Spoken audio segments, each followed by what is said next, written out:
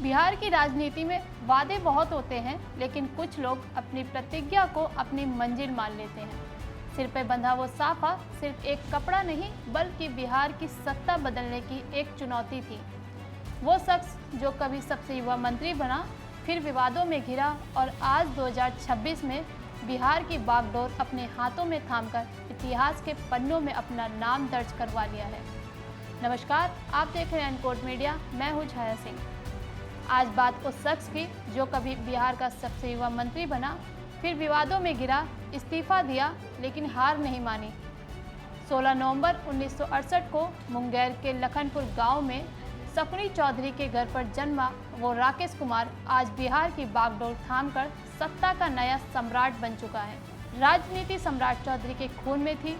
पिता शकुनी चौधरी के साए में उन्होंने सियासत की पहली वर्णमाला सीखी, लेकिन सफ़र इतना आसान नहीं था। 1999 में जब राबड़ी देवी की सरकार में वे कृषि मंत्री बने, तो कम उम्र की वजह से उन्हें इस्तीफा देना पड़ा।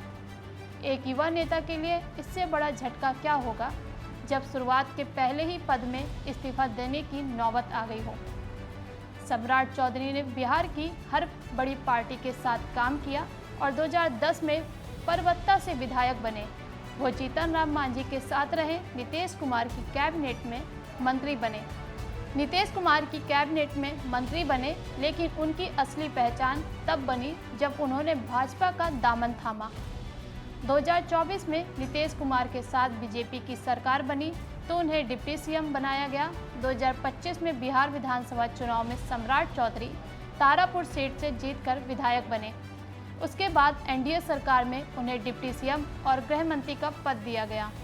उन्होंने कसम खाई थी कि जब तक नीतीश कुमार को सत्ता से बेदखल नहीं करेंगे, तब तक वो अपने सिर से साफा नहीं उतारेंगे।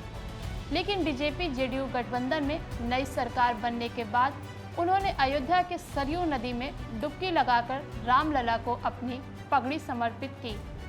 सम्राट चौधरी का सफर सिर्फ चुनावी जीत हार का नहीं रहा, बल्कि उनके ऊपर डिग्री को लेकर भी कई तीखे हमले हुए। विपक्ष और प्रशांत किशोर ने उनकी कैलिफोर्निया पब्लिक यूनिवर्सिटी की डॉक्टरेट उपाधि पर सवाल उठाए। चर्चा उठी कि वे मैट्रिक फेल है, उनकी डिग्री ऑनलाइन खरीदी गई। 2010 के हलफनामे से लेकर मदुरै कामराज यूनिवर्सिटी के दावों तक उन पर कई आरोप लगे, लेकिन सम्राट ने हर हमले को अपनी ढाल बनाया। उन्होंने हमेशा कहा कि उनकी डिग्रियां वैध हैं और विरोधियों का काम सिर्फ कीचड़ उछालना है।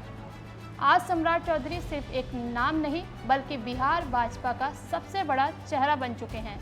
पिछड़ों और अति पिछड़ों की राजनीति से निकलकर उन्होंने खुद को एक कुशल प्रशासक के रूप में साबित किया है।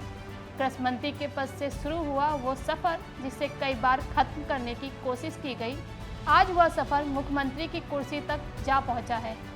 क्या सम्राट चौधरी बिहार की तकदीर बदल पाएंगे? क्या वे उन वादों पर खरे उतरेंगे जिनके दम पर उन्होंने सत्ता पाई है? ये तो वक्त बताएगा, लेकिन एक बात तो तय है, सम्राट चौधरी ने साबित कर दिया कि अगर इरादे सच्चे हों और जिद साफे की तरह सिर पर बंधी हो तो मंजिल मिल ही जाती है। आप देख रहे थे अनकोट मीडिया। वीडियो को लाइक करें, कमेंट करें, शेयर करें और चैनल को सब्सक्राइब करें। धन्यवाद।